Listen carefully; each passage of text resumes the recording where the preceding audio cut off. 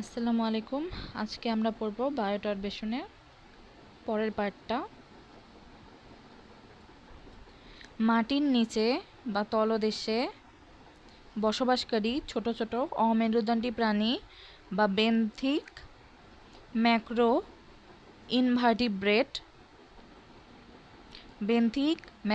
ইনভার্টিব্রেটদের ভূমিকা, জলজ পরিবেশে এদের ভূমিকা ও গুরুত্ব আলোচনা করা হলো। পলল প্রক্রিয়াকরণ, সেডিমেন্ট প্রসেসিং এবং জলজ গতিশীলতা অ্যান্ড ডায়নামিক্স। জলের নিচের মাটি বা পলল সেডিমেন্ট কিভাবে তৈরি, জলের নিচের পানির নিচের সেডিমেন্ট কিভাবে তৈরি ও তা পরিবর্তিত হয় তা বুঝতে এই প্রাণীগুলো সাহায্য করে। বিজ্ঞানীরা যখন পানির নিচের পরিবেশ বা উপাদানের পরিবর্তন নিয়ে গবেষণা করে তখন এই প্রাণীদের ভূমিকা বোঝা তাদের জন্য অত্যন্ত গুরুত্বপূর্ণ।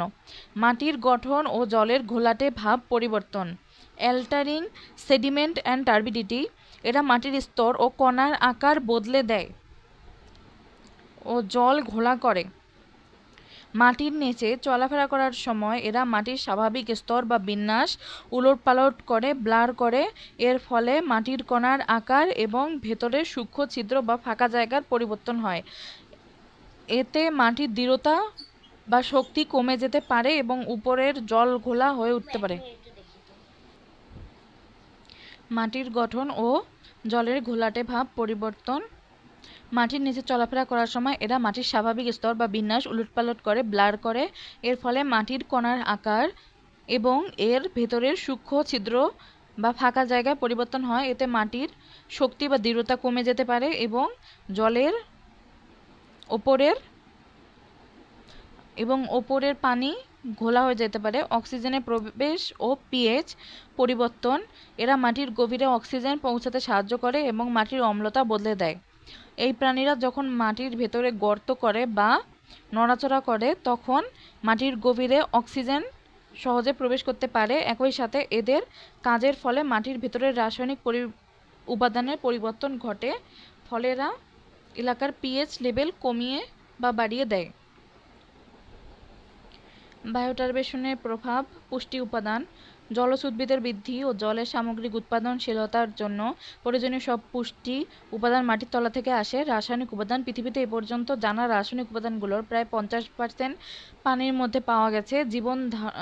জীবন ধারণ, এই বৈশিষ্ট্য বা পুষ্টি উপাদান আদান প্রদান জলজ পরিবেশের প্রাণীদের বেঁচে থাকার জন্য গুরুত্বপূর্ণ।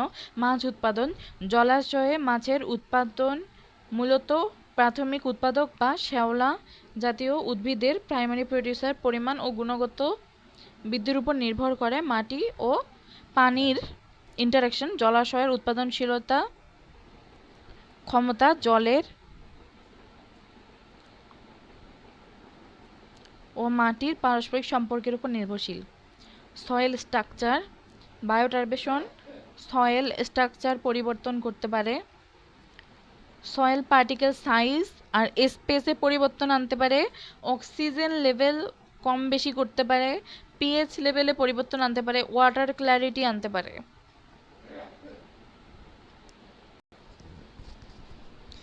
বায়োটারবেশন এর ফলে রাসায়নিক উপাদানগুলো স্থানান্তর ও অণুজীবের সক্রিয়তা নিয়ে আলোচনা করা হয়েছে। সহজ কথা, বায়োটারবেশনের মাধ্যমে মাটি থেকে অনেক পুষ্টি উপাদান পানির মধ্যে চলে আসে। উপাদানগুলো হলো নাইট্রোজেন, ফসফরাস, কার্বন, ফেরাস বা লোহা, তামা, কপার, দস্তা, জিঙ্ক, পারদ, এইচজি, ম্যাঙ্গানিজ এবং সিলিকন।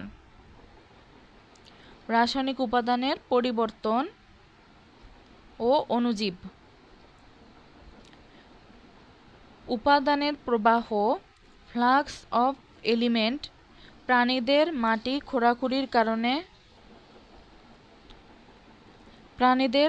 খোঁড়াখুঁড়ির কারণে বিভিন্ন ধরনের রাসায়নিক ও ভৌত রাসায়নিক রূপ পরিবর্তিত হয়। এর ফলে মাটির নিচে থাকা উপাদানগুলো nitrogen, phosphorus, carbon, copper, ferrous, iodine, mercury, manganese, silicon, zinc এবং তেজস্ক্রিয় আইসোটোপ উপরের জলের স্তরে ছড়িয়ে পড়ে বা প্রবাহিত হয়। অণুজীবের সক্রিয়তা, মাইক্রোবিয়াল অ্যাক্টিভিটি। বিজ্ঞানীরা একমত যে বায়োটারবেশন বা প্রাণীদের এই নড়চড়ার কারণে জল ও পানিতে থাকা উপকারী অণুজীব বা ব্যাকটেরিয়ার কর্মক্ষমতা ও সক্রিয়তা অনেক বেড়ে যায়। The influence of bioturbation on physical, chemical and biological parameter. ভৌত, রাসায়নিক ও জৈবিক উপাদান বা প্যারামিটারের উপর বায়োটারবেশনের প্রভাব। Modification of sediment stratigraphy. মাটির তলদেশের জলস্থলদেশের মাটির স্তর পরিবর্তনের ভৌত প্রক্রিয়া বা modification of sediment stratigraphy. Faster decomposition happen. It promote better nutrient cycling. প্রাণীদের নড়াচড়ার কারণে মাটিতে থাকা জৈব আবর্জনা দ্রুত পচে যায়, ফাস্টার ডিকম্পোজিশন।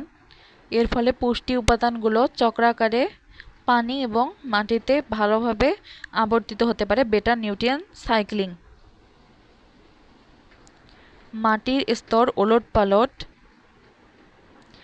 গভীর মাটির মিশ্রণ, মিক্সিং অফ প্রোফান্ডাল সেডিমেন্ট। জলাশয়ে একেবারে তলদেশের গভীর মাটির স্তর ওলটপালট বা মিশ্রিত করার পেছনে বেন্থোস তলবাসী জীব একটি অন্যতম প্রধান কারণ। বিজ্ঞানীদের গবেষণা, ক্রেজস্কি এবং তার সঙ্গীরা হিসাব করে দেখেছেন যে এই প্রাণীদের খাওয়া দাওয়া মাটির কত গভীরে তারা যাচ্ছে তাদের ছড়িয়ে থাকার পরিমাণের উপর মাটির মিশ্রণের হার নির্ভর করে।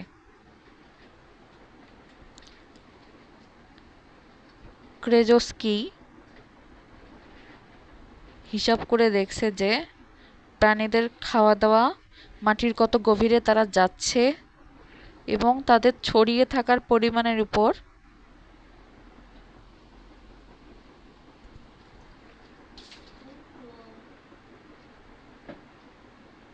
মাটির মিশ্রণের হার নির্ভর করে, মানে বায়োটারবেশন নির্ভর করে। গুরুত্বপূর্ণ দুটি জীব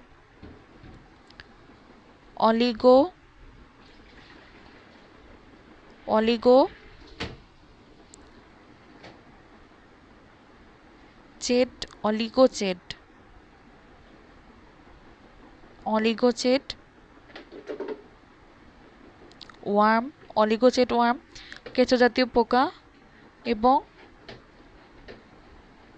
পন্টোপোডিয়া, ছোট কাঁকড়া বা চিংড়ি জাতীয় অ্যামফিডব। মাটির উপরিভাগকে সমানভাবে মিশিয়ে দিতে হোমোজেনাইজড সেডিমেন্ট সবচেয়ে গুরুত্বপূর্ণ ভূমিকা পালন করে। টিউব বা বাসা তৈরি করা জীবের প্রভাব।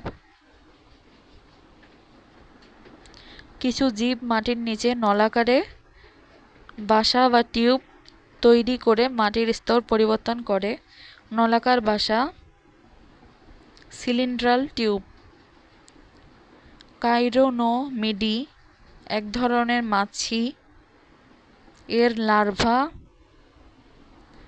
বা বাচ্চারা তাদের লালা বা আঠালো রসের স্যালিভারি সিক্রিয়েশন সাথে পচা মরা পাতা, ডেট্রিয়াস, ডায়াটম এককোষী শৈবাল, সুতার মতো শ্যাওলা এবং বালি একসাথে লাগিয়ে মাটির নিচে নলাকার বাসা তৈরি করে। মাটির কণার স্থানান্তর, রিলোকেশন অফ পার্টিকেল। এর ফলে মাটির কণাগুলো এক স্থান থেকে অন্য স্থানে স্থানান্তরিত হয়। এই স্থানান্তরের সময় তারা কণার আকার বা গুণগত মান বেছে নিতেও পারে, আবার নাও নিতে পারে।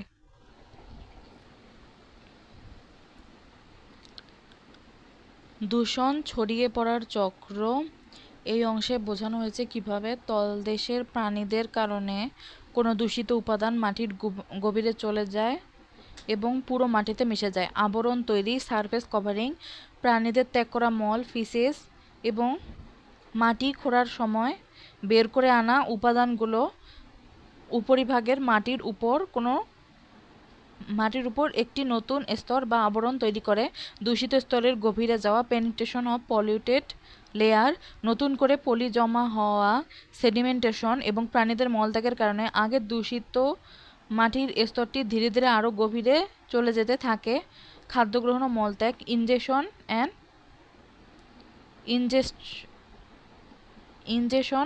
ইনজেকশন। এই দূষিত স্তরটি যখন প্রাণীদের খাদ্য গ্রহণের গভীরতায় ফিডিং ডেপথ পৌঁছায় তখন তারা সেই মাটি বা খাবার গিলে ফেলে।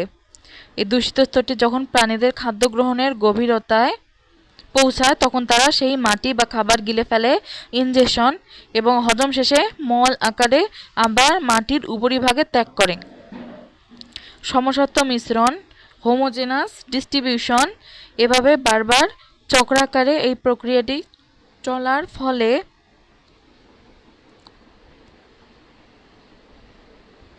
পুরো এলাকার মাটিতে দূষক পদার্থ সমানভাবে বা সমসত্ত্বভাবে মিশে যায়। মাটির কণার আকার, ছিদ্রতা ও শক্তির পরিবর্তন। কণার আকার পরিবর্তন,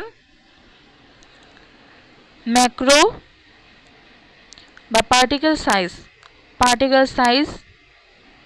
ম্যাক্রোবেন্থোস বা বড় তলবাসী প্রাণীরা যখন খাবার খায় তখন তারা পচা জৈব আবর্জনাগুলোকে ছিঁড়ে টুকরো টুকরো করে ফেলে।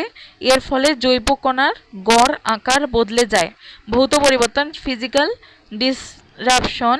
প্রাণীদের হাঁটাচলা ও গর্ত করার কারণে মাটির জমাট বাঁধা কণাগুলো ভেঙে আলাদা হয়ে যায়। এতে কণার মধ্যকার গড় দূরত্ব বেড়ে যায়। ছিদ্রতা ও জলের পরিমাণ বৃদ্ধি, পোরোসিটি অ্যান্ড ওয়াটার কন্টেন্ট। সূক্ষ্ম মাটি যেমন পলি বা কাদা যখন প্রাণীদের পেটে গিয়ে বড় বড় মলের দলা, ফিশিয়াল প্যালেট হিসেবে বের হয় তখন মাটির ভেতরের ফাঁকা জায়গা বা ছিদ্রতা বেড়ে যায়। কণাগুলোর একে অপরের সাথে স্পর্শ কমে যাওয়ায় মাটির ভেতরে জলের পরিমাণ বেড়ে যায়। মাটির শক্তি হ্রাস বা শিয়ার স্ট্রেংথ। মাটিতে পানির পরিমাণ যত বাড়ে মাটির দৃঢ়তা বা শক্ত ভাব তত কমতে থাকে, অর্থাৎ মাটি নরম ও আলগা হয়।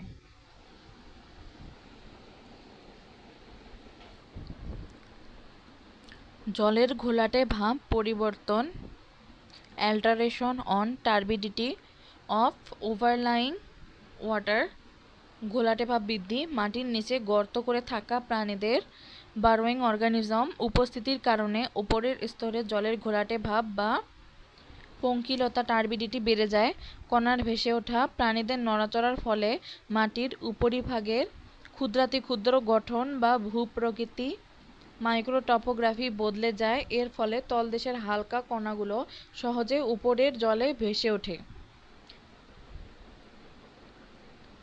প্রাণীদের নড়াচড়ার ফলে মাটির উপরিভাগের ক্ষুদ্রাতি ক্ষুদ্র গঠন বা ভূপ্রকৃতি মাইক্রোটপোগ্রাফি বদলে যায়। এর ফলে তলদেশের হালকা কণাগুলো সহজে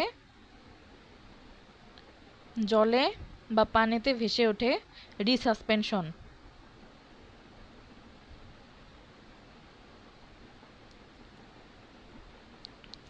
বিজ্ঞানীদের গবেষণা।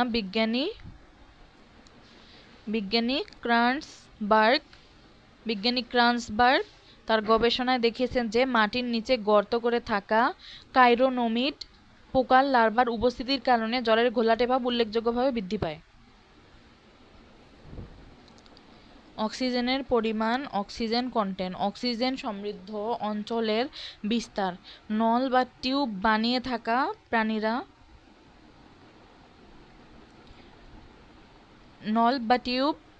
থাকা প্রাণীদের গর্তের ভেতর জল সঞ্চালন বা পানি সঞ্চালন প্রক্রিয়া, ইরিগেশন এবং অন্যান্য প্রাণীদের মাটি খোঁড়াখুঁড়ির কারণে মাটির গভীরে অক্সিজেন সহজে প্রবেশ করে। এর ফলে মাটির নিচের অক্সিজেন সমৃদ্ধ স্তরটি অ্যারোবিক জোন এর গভীরতা বৃদ্ধি পায়। বিজ্ঞানীদের পরীক্ষা। বিজ্ঞানী এডওয়ার্ড প্রমাণ করে যে কাইরোনোমাস রিপ্যারিয়াস এক ধরনের মাছি বা পোকার লার্ভা শ্বাস প্রশ্বাসের সময় পানির স্রোত টেনে নেয়। এই প্রক্রিয়ায় তারা তলদেশের কাদার মধ্যে দ্রবীভূত অক্সিজেনের সরবরাহ বাড়িয়ে দেয়।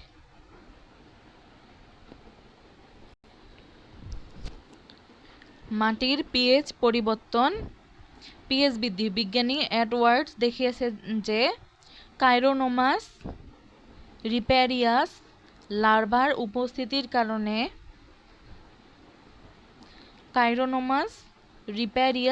উপস্থিতির কারণে তলদেশের মাটির পিএইচ উল্লেখযোগ্যভাবে বৃদ্ধি পায়, অর্থাৎ মাটি কম অম্লীয় বা বেশি ক্ষারীয় হয়।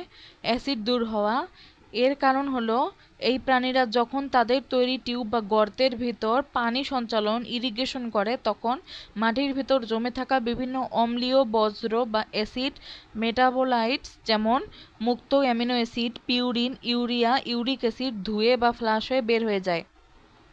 মাটির নিচে গর্ত করা প্রাণীরা কাদার ভেতর দিয়ে পানি ফ্লাশ করে, এর ফলে ইউরিয়া বা অ্যামোনিয়া বা অ্যামাইনো অ্যাসিডের মতো অ্যাসিড বজ্রগুলো দূর হয়ে যায়, ফলে পিএইচ বাড়ে এবং মাটি কম অম্লীয় হয়ে ওঠে।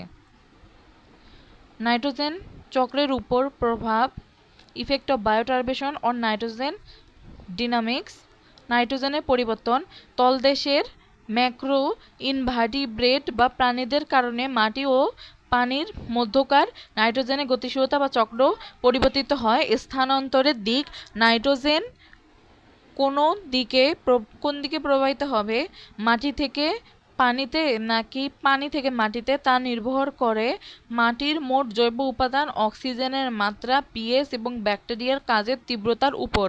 অ্যামোনিয়া নির্গমন, বিজ্ঞানী গণপতি দেখিয়েছে যে কাইরোনোমাস রিপারিয়াস লার্ভা মাটি থেকে মুক্ত অ্যামোনিয়া নির্গমনের পরিমাণ বাড়িয়ে দেয়।